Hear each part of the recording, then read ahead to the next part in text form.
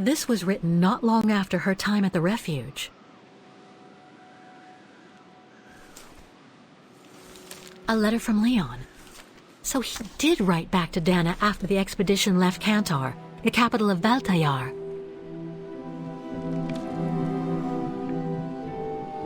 The High Plateau of Baltayar, October 25th, 1937. My darling Edelweiss. I hate myself for not sending you news more often, and for not being able to receive news of you. I find myself now where probably no other modern-day human has ever ventured before. I regret to inform you that I won't be able to go back to Europe with my fellow survivors.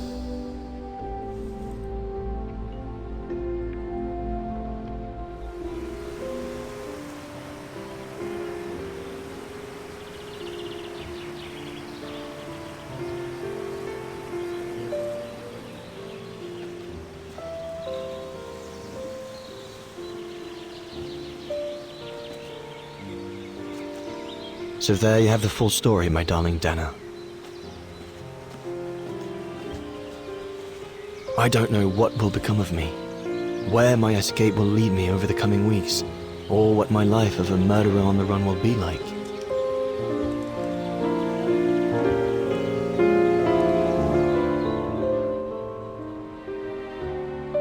But always remember that my love for you is as strong as ever, and that my greatest desire is to hold you in my arms. I love you more than anything in the world. Leon, your Alpine lover. Dana! Oh my goodness! Dana! What's wrong, Puppet? Lena, come, quick!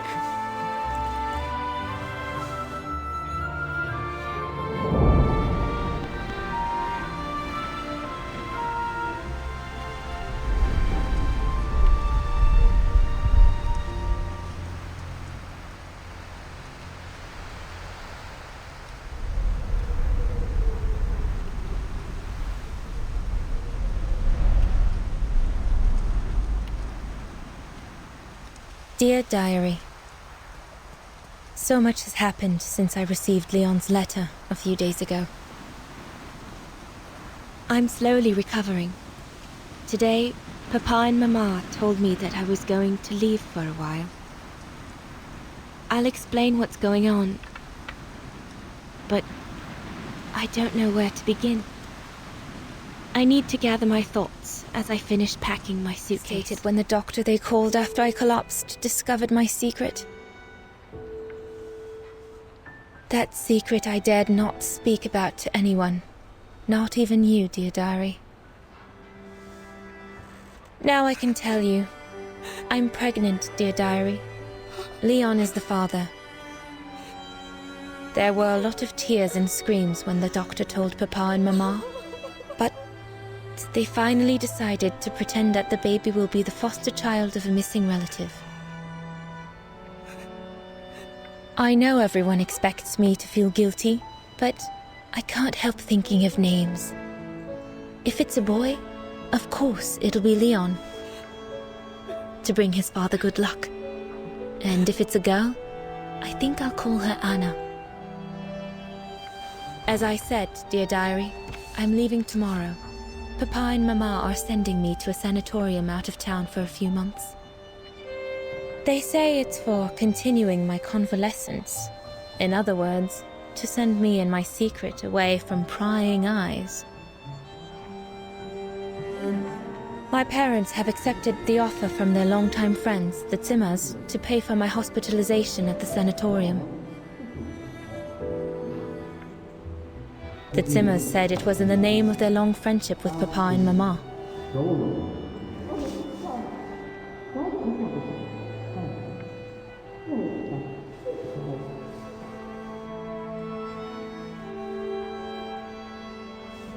But I think they feel bad that they can afford to flee Wagen in the Brown Shadow, whereas Mama and Papa can't.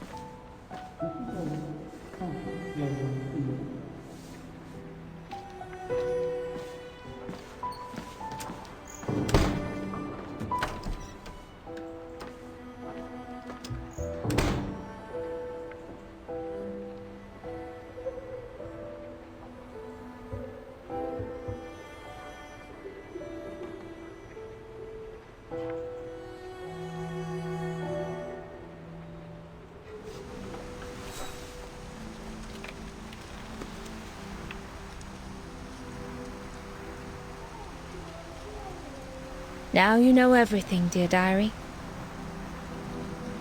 It is now, I guess, the time to say goodbye for a while.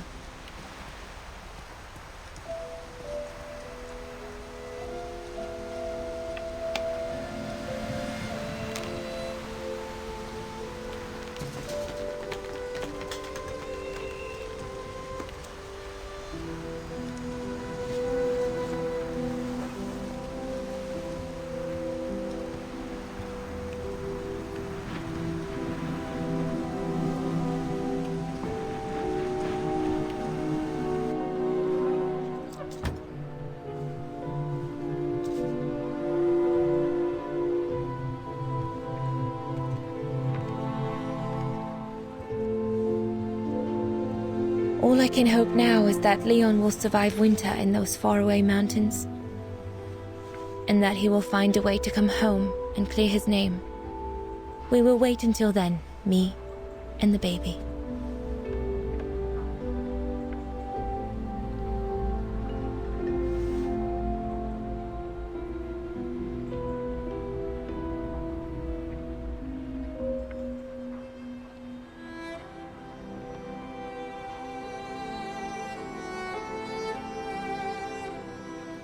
Well, all I know is that my family on my mother's side came from Europe. Well, like a lot of New Yorkers, right? I don't know from where exactly, but... And then there's the music box my mother left me, which it turns out plays the Wagner anthem. I mean, it all seems so magical. Almost like destinies at play. Or a coincidence, Kate Walker.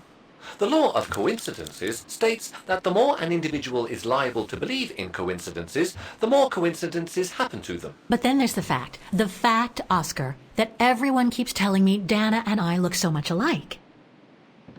What do you plan on doing now, Kate Walker? According to the diary, Dana left for a sanatorium outside of town. The records might tell what became of her and her baby. But before we go, there's something that's been bothering me. What is it, Kate Walker? The pogrom that Frau Heigl told us about, the one during which the house and the neighborhood were ransacked, happened in 1938, if I recall correctly. Dana said that she was leaving for the sanatorium for a few months at the end of 1937. Indeed, Kate Walker. So it is very likely she was safe and sound over there when the pogrom occurred. Yes, but what if she was home with her baby? I need to be sure before we leave for the sanitarium, Oscar. We need to search the neighborhood for more evidence. All right, Kate Walker. Where you lead, I will follow, as long as you don't forget your bag. Trust me, Oscar. You're the only friend I've got right now. I ain't losing you. Anton and Lena Rose. Dana's parents. Oh, God. They were killed during the pogrom. Is Dana Rose also mentioned? It doesn't look like it, no. But I need to be sure. I think that's it, Oscar. We know that the pogrom occurred at the beginning of November 1938. Dana's parents, Anton and Lena, were killed, that's certain. But Dana was supposed to be at the sanatorium back then. Which seems to be confirmed by that message Herr Hoss left in the house, Kate Walker. Exactly. So I guess we're done here, Oscar. Let's take the tram back to the guest house. We'll try to find that sanitarium first thing tomorrow. So, there she is. The famous Kate Walker. Sorry, what? Dana Rose.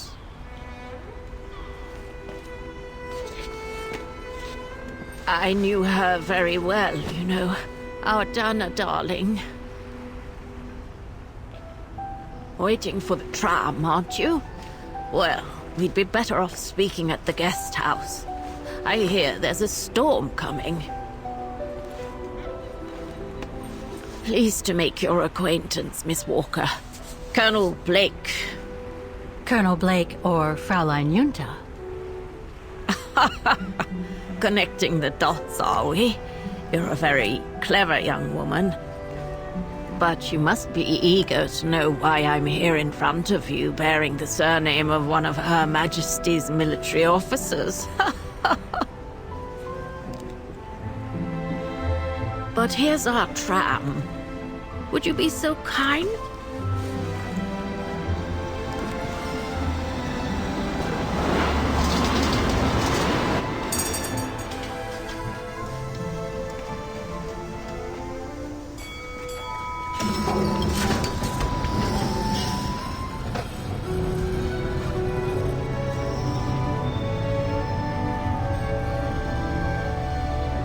So, Miss Walker, you've been rather quiet. I would have thought you'd have some questions for me. No? You mentioned the guest house. Are you that other guest I heard about? Indeed, Miss Walker. It's actually Frau Wagner who told me about you. When she told me that you were looking for Dana, I knew I had to talk to you. Frau Wagner told me to call the academy, which I did, and the rector then redirected me towards the Bridge of Mists. And that's how I ended up wandering up and down it, asking about a mysterious American woman with a painting. Why did you change your name? I didn't. I just took it back. You see, I was born and raised in London. My parents were diplomats from Austria. Janet Blake was always my real name. And how did you become a British military officer? It doesn't sound like the usual career path for a famous artist. Very true indeed, Miss Walker. But I actually have been both during my lifetime. The British Secret Service hired me as soon as they heard I was going to work close to the Brown Shadow in Ostertal. Back in the 30s, that was, just before I met Dana at the refuge. So you were some kind of double agent. You make it sound more romantic than it really was, miss. But yes, I guess one could say so. I guess you have new information about Dana for me? I might very well indeed, Miss Walker, but what if you told me first what that little investigation of yours has dug up about Dana? Don't take this the wrong way, Colonel, but I really need to know what happened to Dana after she left for the sanatorium to have her baby. I must confess, Miss Walker, that I was afraid you might overlook some of the painful information here, which is clearly the case. What do you mean? Look, I think it would be best if we stay in this carriage until the very end. I know it is an odd request to make, but you really must see this for yourself. Well, Until then, I recommend you look outside the window. I guarantee it'll be worth your while. I'm sorry, Miss Walker, but chasing you around that bridge was more exhausting than I thought. That's okay. I can wait. Nonsense. I know how eager you are to find out about Dana.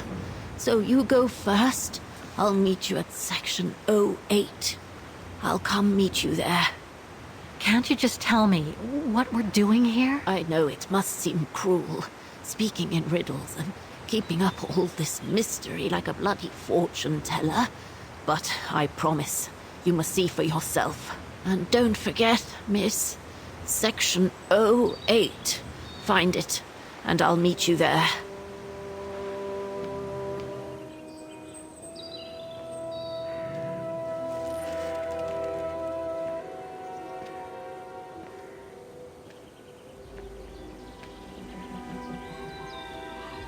This place gives me the creeps. Looks like... Oh, jeez.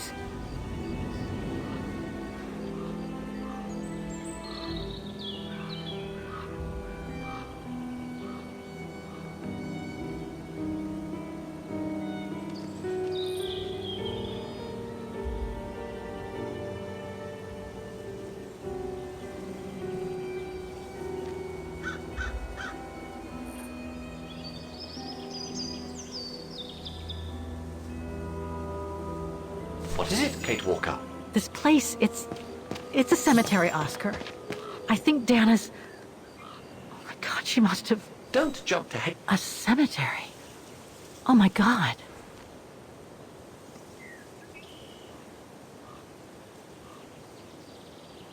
Anna Rose, 1938. Gone to a better place. Oh no.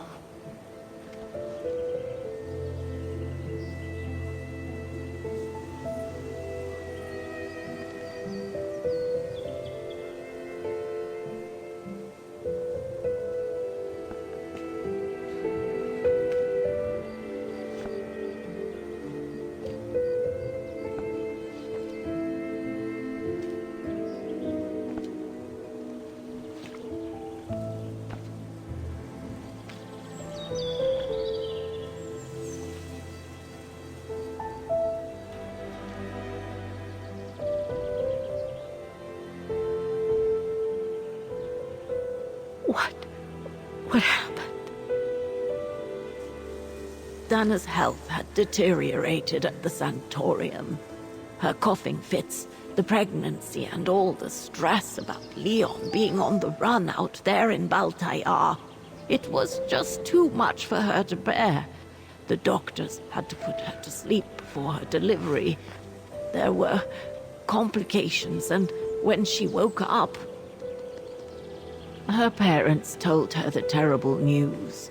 They had already buried the baby girl. How come the Brown Shadow didn't go after Dana? They controlled Ostertal back then, right? Oh, they would have eventually, believe me. And afterwards? Dana became sterile because of the complications during childbirth. So she remained at the sanatorium a few months more. She was devastated, poor darling. That's how she survived the pogroms. Yes, but that didn't mean she was safe.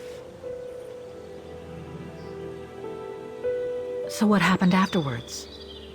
Dana lost everything. Her parents, her baby, Leon. I think she would have just given up if I hadn't been there that day. But I had to go to London. Back then, I used to get invited every year or so to all kinds of artistic events.